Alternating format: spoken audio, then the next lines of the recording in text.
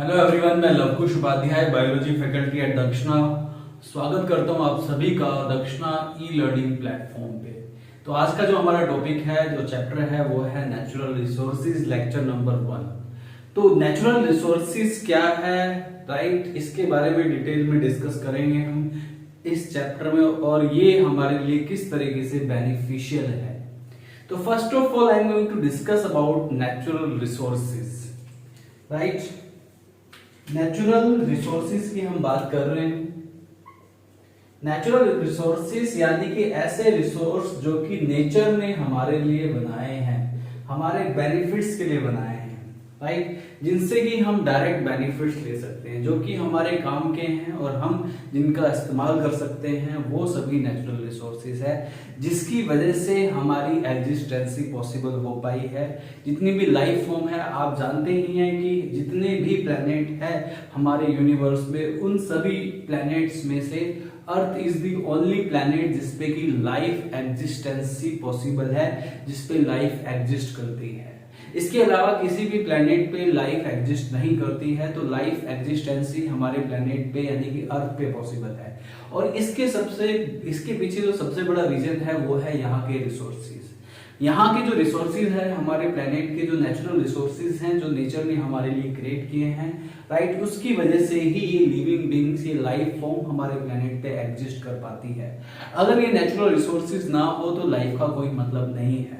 If you visit to other planets, जैसे कि scientist ने काफी सारे प्लैनेट्स ऑलरेडी विजिट कर चुके हैं, जैसे कि मार्स पे हम जा चुके हैं, मून पे जा चुके हैं, लेकिन वहां पे हमें लाइफ के ट्रेसेस नहीं मिलते हैं। क्यों? क्योंकि वहां पे कोई ना कोई इनमें से जो मतलब कि आपका जो नेचुरल रिसोर्स है वो उसकी कमी है। किसी प्लैनेट पे वाटर नहीं है, तो किसी प्लैनेट पे ऑक्सीजन नहीं है, तो किसी प्लैनेट पे एयर नहीं है, किसी प्लैनेट पे सिर्फ नॉर्मल गैसेस, क्लाउड हैं और बाकी कुछ नहीं है। लाइफ की जो एग्जिस्टेंसी के लिए ये सारे नेचुरल रिसोर्सेज जो हमारे प्लेनेट पे अवेलेबल हैं, वो सब मैटर करते हैं, और वो बहुत ही एसेंशियल है लाइफ लिविंग ऑर्गेनिज्म की एग्जिस्टेंसी के लिए, हमारी एग्जिस्टेंसी के लिए। हम डायरेक्टली और इनडायरेक्टली इन सभी रिसोर्सेज से बेनिफिट ले सकते हैं। अब ये रिसोर्सेज क्या हैं, कितने टाइप के होते हैं, कौन कौन से मेजर रिसोर्सेज हैं, और किस तरीके से हमारे लिए बेनिफिशियल है, everything I will discuss in detail in this chapter. तो first of all I have to discuss about the natural resources in detail. तो नेचुरल रिसोर्सेज मतलब resources which are created by nature। ऐसे resources जिसको nature ने बनाया है, nature ने create किया है, इसमें ह्यूमन बीइंग का कोई इन्वॉल्वमेंट नहीं है। And due to presence of this resources, due to such resources, life is possible on earth. हमारे प्लेनेट पे लाइफ पॉसिबल है just because of these resources, right. इन रिसोर्सेज की वजह से life is only just because of these resources life is possible on earth, right. These resources are beneficial to human beings. ये human beings के लिए highly beneficial है, ये बात आपको याद रखनी है। These are very beneficial for the human beings. Human beings के लिए बहुत ही ज्यादा बेनिफिशियल है। हम इनका डायरेक्टली और इनडायरेक्टली इस्तेमाल करते हैं इन रिसोर्सेज का। अब ये नेचुरल रिसोर्सेज कितने टाइप के होते हैं, you must understand about this and how many types of these natural resources. ये जो नेचुरल रिसोर्सेज हैं, ये कितने टाइप के होते हैं? There are mainly two types of natural resources, inexhaustible natural resources and exhaustible natural resources, ठीक है। so there are basically इनको टू मेजर कैटेगरीज में डिवाइड करते हैं हम। एक है exhaustible natural resource और दूसरा है inexhaustible natural resource। so there are two type of natural resources that I am going to discuss here, so listen carefully about these natural resources, right? You must understand about these natural resources.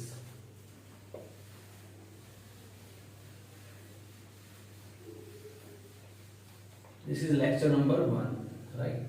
ये है lecture number 1, right. मैं लिख देते हैं lecture number 1।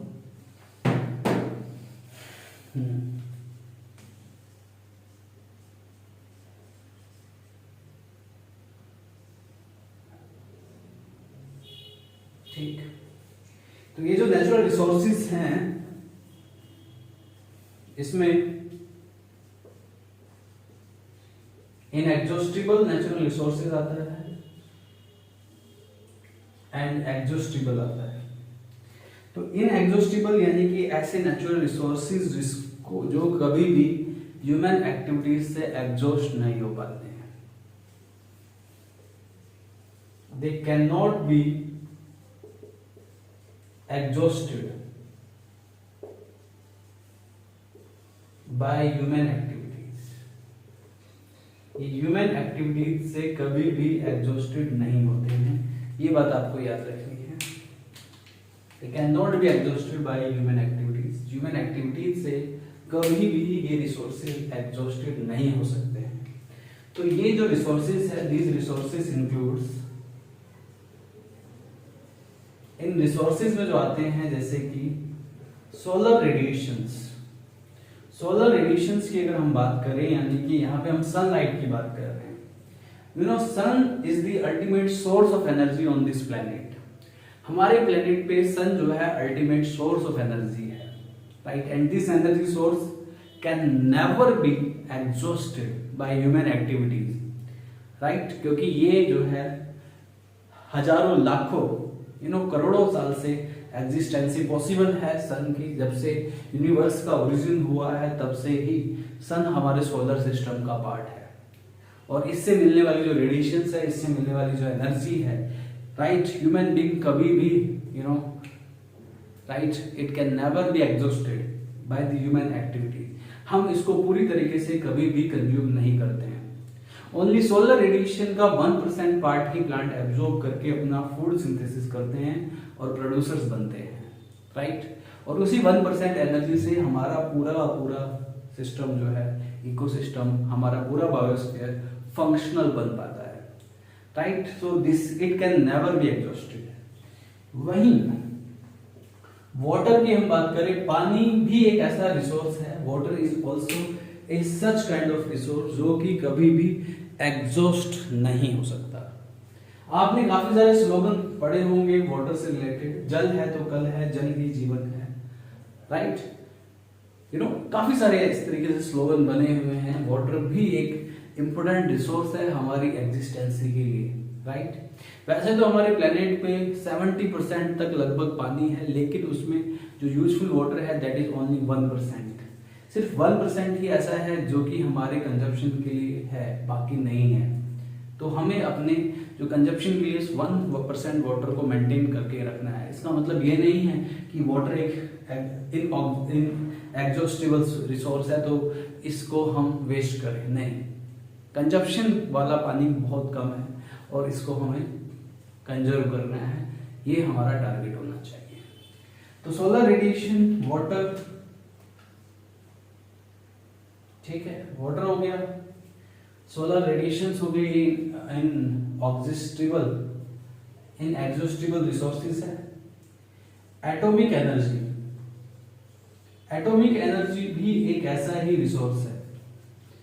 Atom से जो मिलने वाली जो रेडिएशंस है, एटॉमिक जो एनर्जी है, वो भी इसी तरह का रिसोर्स है। ये बात आपको याद रखनी है, राइट। एटॉमिक एनर्जी जो है वो इनएग्जॉस्टिबल है, हम कभी भी उसको एग्जॉस्ट नहीं कर सकते हैं, ये बात आपको याद रखनी है।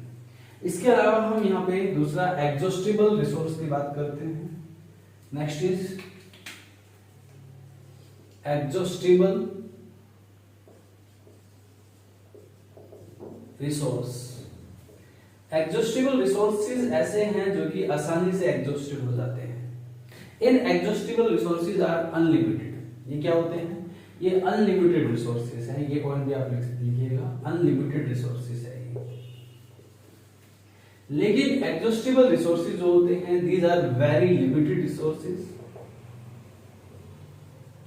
ये लिमिटेड रिसोर्सेज है and this can exhausted by human activities. और ये जो रिसोर्सेज हैं, such resources these can exhausted by human activities, ये ह्यूमन एक्टिविटीज से आसानी से एग्जॉस्टेड हो जाते हैं, राइट। ये बात आपको याद रखनी है, these can exhausted by human activities से ये आसानी से इजीली एग्जॉस्टेड हो जाते हैं, ये बात आपको याद रखनी है, राइट। और ये जो है रिसोर्सेज एक बार खत्म होने के बाद हमें नहीं मिलेंगे, और इनको आप नॉन रिन्यूएबल रिसोर्सेज भी कह सकते हैं। इनको बनने में हजारों लाखों साल लगे हैं, लेकिन हमारी एक्टिविटीज से, इनका हमारे कंजप्शन से ये पूरे एग्जॉस्टेड हो जा रहे हैं, राइट। और इन फ्यूचर हमारी जो फ्यूचर जनरेशन है उनके लिए नहीं बचेगा, तो इनको हमें सावधानी से इस्तेमाल करना हमारे लिए बहुत जरूरी है। ये वेस्ट नहीं होने चाहिए।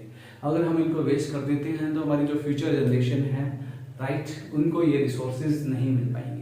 तो उनके बारे में सोचते हुए इन रिसोर्सेज का हमें एक लिमिटेड तरीके से इस्तेमाल करना चाहिए, राइट। इनको वेस्ट नहीं करना चाहिए, ये हमारे लिए बहुत जरूरी रिसोर्सेज हैं, ये बात आपको याद रखनी है। These are very essential resources for us. तो इसमें जैसे कि क्या क्या आता है, इन रिसोर्सेज में आते हैं जैसे कि फॉरेस्ट, ठीक है। जंगलों को हम काट देते हैं तो ग्लोबल वार्मिंग जैसी प्रॉब्लम क्रिएट होती है, राइट। ये फॉरेस्ट जो होते हैं हमारे नेचर के लिए बहुत बेनिफिशियल है। एयर की क्वालिटी को मेंटेन करने के लिए फॉरेस्ट और प्लांट्स जो हैं बहुत जरूरी है, अदरवाइज तो हमारी एयर की क्वालिटी मेंटेन नहीं हो पाएगी। तो फॉरेस्ट जो है एग्जॉस्टिबल रिसोर्सेज है, इनको हमें प्रोटेक्ट करना है।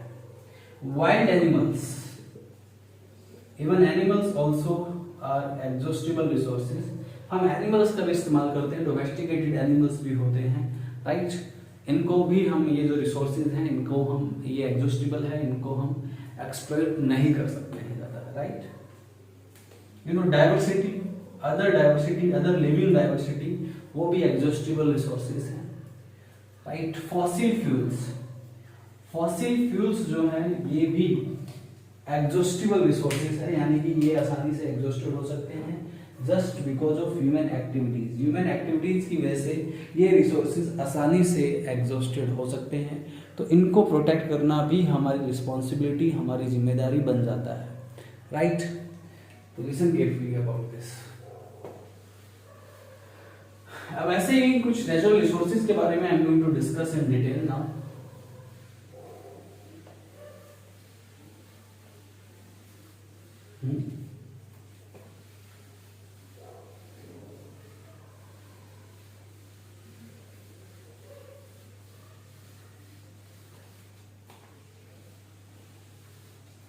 ऐसे ही एक सबसे इंपॉर्टेंट जो रिसोर्स है हमारे पास वो है एयर, राइट। एयर के बारे में बात कर रहा हूं। एयर जो है वो एक नेचुरल रिसोर्स है, this is natural resource, right. जो एयर है वो एक नेचुरल रिसोर्स है। Without air we can never imagine the life. हम लाइफ को बिना एयर के, राइट, इमेजिन ही नहीं कर सकते। We can not imagine the life without the air. तो एयर जो है एक इम्पोर्टेंट नेचुरल रिसोर्स है, ठीक है। और ये जो नेचुरल रिसोर्स है हमें इसकी क्वालिटी को मेंटेन करना है, ये हमारी रिस्पॉन्सिबिलिटी बन जाती है कि हमें इसकी क्वालिटी को मेंटेन करके चलना है। तो यहाँ पे मैं एयर यानी कि नेचुरल रिसोर्स जो कि एक इम्पोर्टेंट नेचुरल रिसोर्सेज है, air is very essential for the survival of human beings, plants, animals and microorganisms। तो ये जो है एयर जो है बहुत ही जरूरी है for the survival of human beings, plants, animals and micro organisms के सर्वाइवल के लिए air is very important, very essential resource for us. ये हमारे लिए बहुत ही जरूरी एक रिसोर्स है, राइट। एयर की अगर मैं बात करूं, कंपोजिशन ऑफ एयर की मैं बात कर रहा हूं। What is the composition of air? ध्यान दीजिए, अगर मैं कंपोजिशन ऑफ एयर की बात करूं तो मेजर जो कंपोजिशन ऑफ एयर है तो एयर की कंपोजिशन में नाइट्रोजन लगभग 78%, हमारे एटमॉस्फेयर में 78% नाइट्रोजन होती है। ऑक्सीजन जो होती है लगभग 16% ऑक्सीजन है हमारे एयर की जो कंपोजिशन है।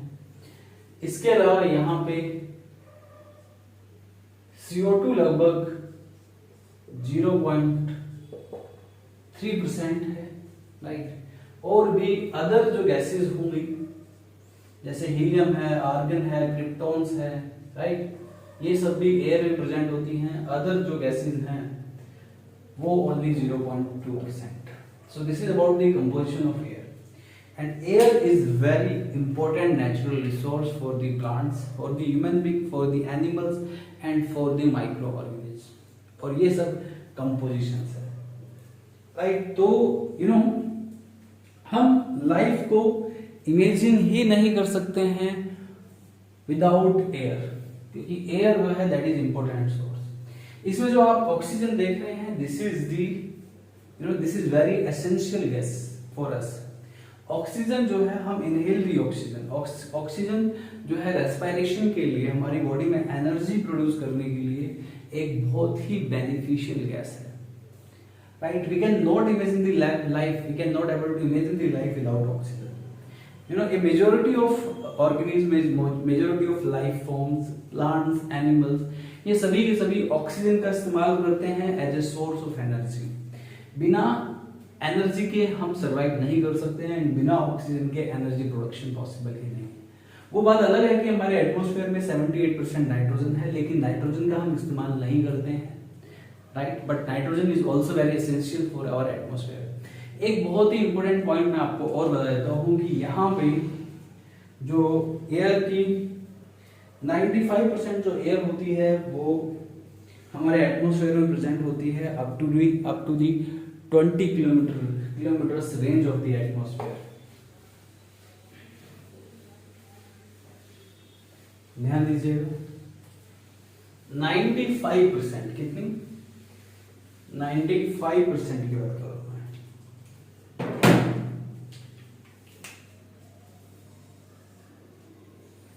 95% air present up to 20 kilometers range in our atmosphere, and 5% air is present up to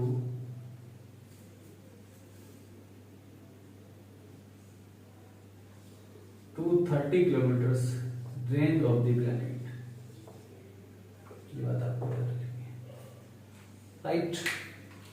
So this is all about natural resources and this is all about this lecture। इसके बाद जो हमारा अगला जो natural resource है, आई will discuss other natural resources like atmosphere, like wind, like water, like air pollution. ये सब मैं डिस्कस करने वाला हूँ अगले लेक्चर्स में, ठीक है।